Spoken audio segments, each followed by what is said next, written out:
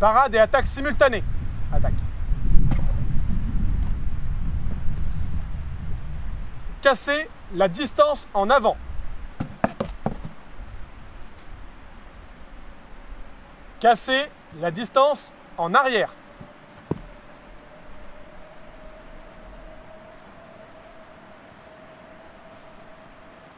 Contre-attaque en sagittaire.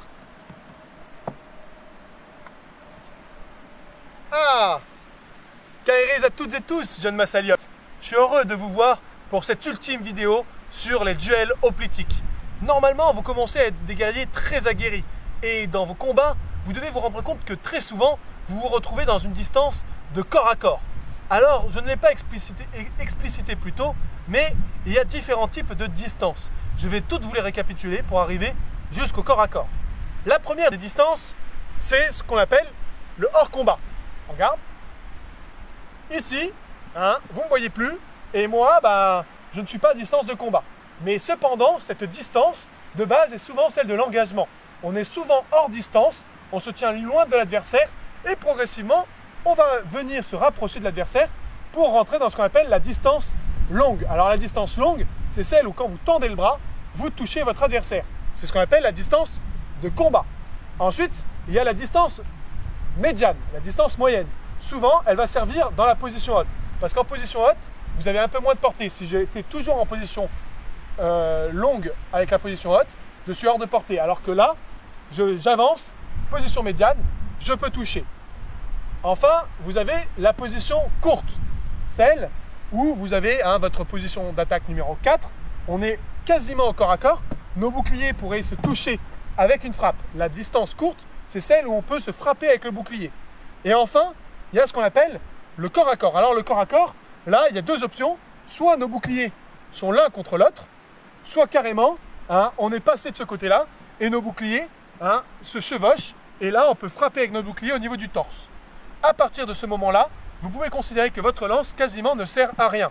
Vous allez devoir donc soit frapper avec votre bouclier votre adversaire, soit le repousser, vous appuyez sur ce dernier et partir pour reprendre votre position et reprendre votre distance longue.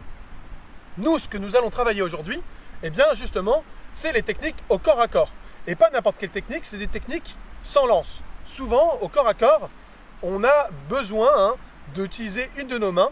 Et dans ce cas-là, moi, je privilégie toujours l'abandon de la lance plutôt que du bouclier, pour plusieurs raisons. Tout d'abord, vous pouvez avoir des lames secondaires, un copis, une dague, un xyphos.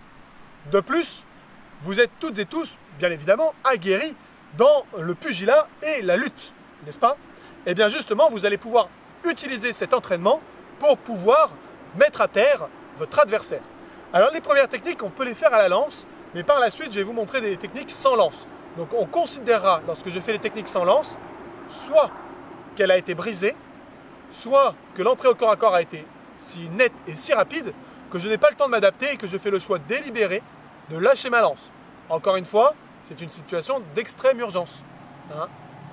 Alors, on va montrer les techniques du corps à corps. Avance un peu vers moi.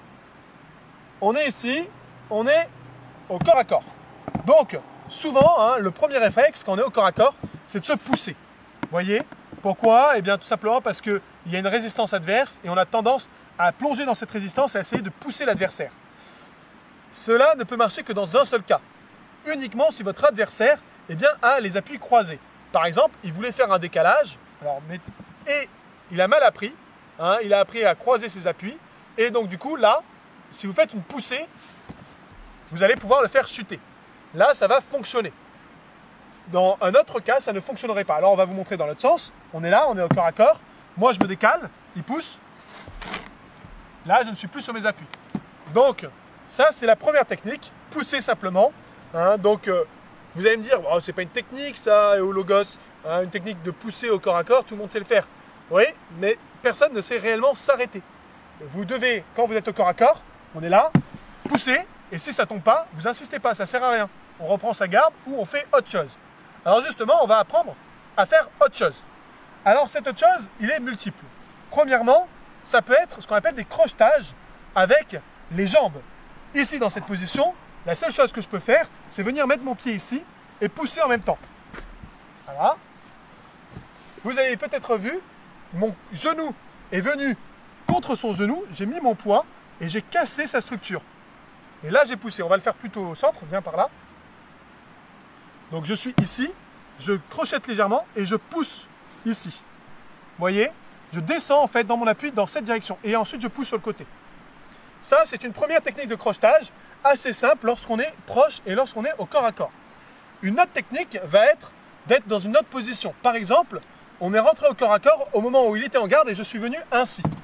Ici, dans cette position, j'ai de nouvelles opportunités. Notamment, je vais pouvoir venir en intérieur, là, et pousser mon adversaire.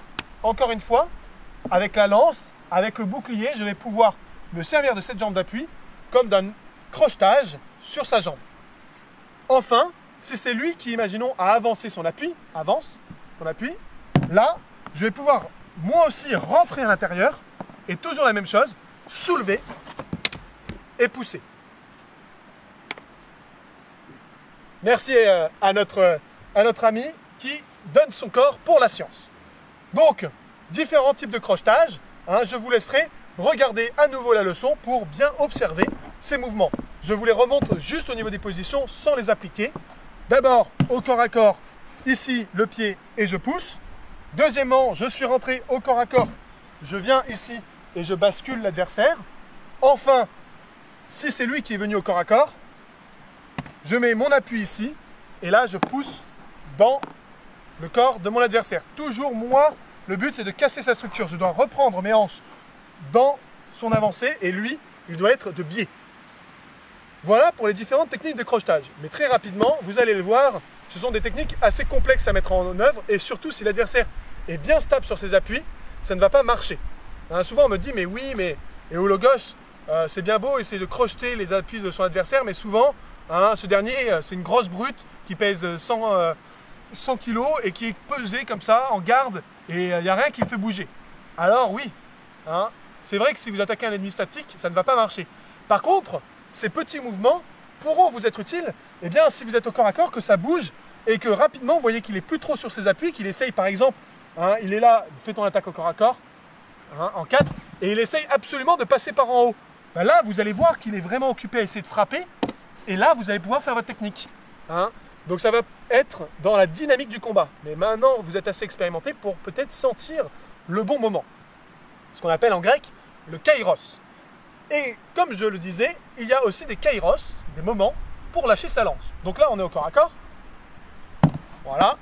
Donc là, quand on est au corps à corps, parfois, votre lance a été brisée, votre lance est inutile, ou vous dites, bah tiens, il y a une opportunité, il y a quelque chose à faire. Donc là, il vient pour frapper avec son talon de lance. Donc, je vais me baisser, lâcher ma lance, et là, je vais faire des saisies. Il y a plusieurs saisies.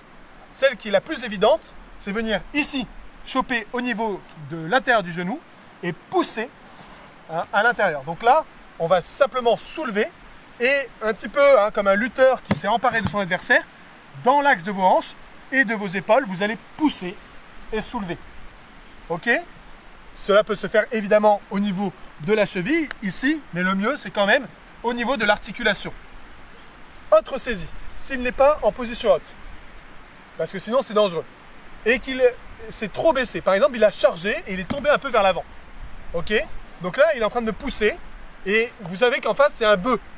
Il pousse, il pousse, il pousse, il veut vous faire reculer, vous ne savez pas pourquoi.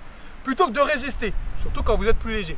Vous pouvez tout simplement attraper, alors là, il y a les cheveux, normalement, il y a un casque, attraper le cimier, alors là, c'est le top, ou attraper l'arrière du casque. Et là, dans ce cas-là, on va tout simplement, au moment où il pousse, hop, se décaler et le laisser passer.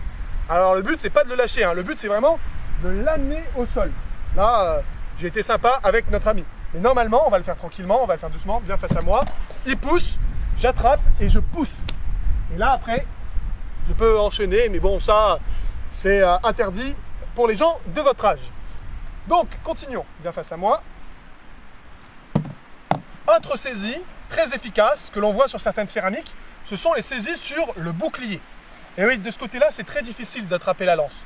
Donc dans ce cas-là, on va tout simplement venir attraper, par exemple, on va commencer par le haut du bouclier, ici. Et là, on va tourner le bouclier et on va avancer. Là, on va un peu casser sa structure. Je vais vous le montrer ensuite dans l'autre sens. Autre possibilité, beaucoup plus efficace, parce que souvent, quand l'autre avance, il est au-dessus de nous, on va se baisser, attraper le bouclier ici, et là, on va faire un mouvement où on va changer nos appuis, comme d'habitude, 1, 2, et on va tourner. On va tourner le bouclier, on vous le remonte doucement. On est ici, je pars d'en bas, je décale mes appuis, et je monte dans ce sens-là. Je pars vers l'avant, puis vers l'arrière. 1, 2. Et là, vous avez ces appuis. Si vous restez proche, vous pouvez lui casser le bras. On va vous le montrer justement dans l'autre sens. C'est toi qui vas me le faire. Là, je t'avance. Donc, on est ici. D'abord, la position haute. Tout doucement, on attrape ici. On tourne. Et là, vous pouvez voir qu'il va casser ma structure. Le but, ça va être de me bloquer avec mon Porpax. Ça va me faire une torsion ici, au niveau du coude et au niveau de mon épaule. Rapidement, mes hanches vont s'ouvrir. Et je vais donc partir vers l'arrière. Continue ton mouvement. Partir vers l'arrière. Donc, ça, c'est le premier mouvement. Le deuxième, là, il va attraper en bas de mon bouclier, ici. Et là, il va faire une torsion vers l'avant. C'est parti. Donc là, dans ce mouvement-là, mon bras est toujours, j'espère que vous voyez bien, hein, il est toujours bloqué à l'intérieur. J'ai les mains qui tiennent l'antilabé. Mon coude est complètement tordu. Et là, il me fait ni plus ni moins qu'une clé de bras. Je suis bloqué. S'il va plus loin, je suis obligé de partir au sol. C'est bon. Alors, comment s'échapper de cela? Parce qu'il faut aussi savoir échapper à une saisie. Eh bien, tout simplement, en abandonnant ce que vous avez de plus précieux. Alors, dites pas à vos parents que je vous ai dit de faire ça. Les Timouks de Massalia vont me tuer. Mais en cas de problème, abandonnez votre bouclier. Voilà, c'est dit. Donc, il est ici, il va me faire une torsion vers le haut. Hop. On peut lâcher aisément. Ce système d'accroche est assez pratique pour cela. Le problème, c'est qu'en combat, on a plutôt tendance à être nerveux et à être tendu. Donc, on va tout tenir très fort. On ne veut pas le perdre. Mais parfois, eh bien, ça ne suffit pas. Alors, certes, ce type d'attaque, elle ne sert à rien. Vas-y, attaque-moi. Si l'autre est en garde et qu'il est prêt à résister, ça ne sert à rien. Il peut forcer autant qu'il veut. Si j'étais prêt, c'est mort. Par contre, si j'étais en train de faire une attaque, que je m'étais élevé, là, il va pouvoir prendre le dessus. Et à partir du moment où il a commencé le mouvement, pour moi, c'est fini. Ma seule chance, c'est d'accompagner le mouvement. Vas-y. Et sortir. C'est ma seule chance. Pareil dans l'autre sens. Hop, vas-y. Et là, soit vous vous enfuyez, soit vous profitez du fait qu'il a deux boucliers dans les mains pour rentrer dedans. Mais bon, ça, après, ça devient de la lutte et ce n'est plus du combat en armes, ce n'est plus du duel hoplitique. Voilà. Eh bien, c'est avec une certaine appréhension que je vous dis au revoir, puisque nous venons de finir notre cycle de leçons sur le duel hoplitique. Peut-être qu'un jour, je vous apprendrai à vous battre en phalange, mais pour l'heure, eh bien, il est temps de voler de vos propres ailes, de vous défendre sur les ponts des navires, d'attaquer l'adversaire lorsque sa formation a éclaté, ou de prendre les remparts d'une cité adverse. Grâce à toutes ces techniques, normalement, vous aurez de quoi vous défendre. Je laisse le bouclier ici, et en attendant de vous proposer d'autres leçons, je vous dis, portez-vous bien.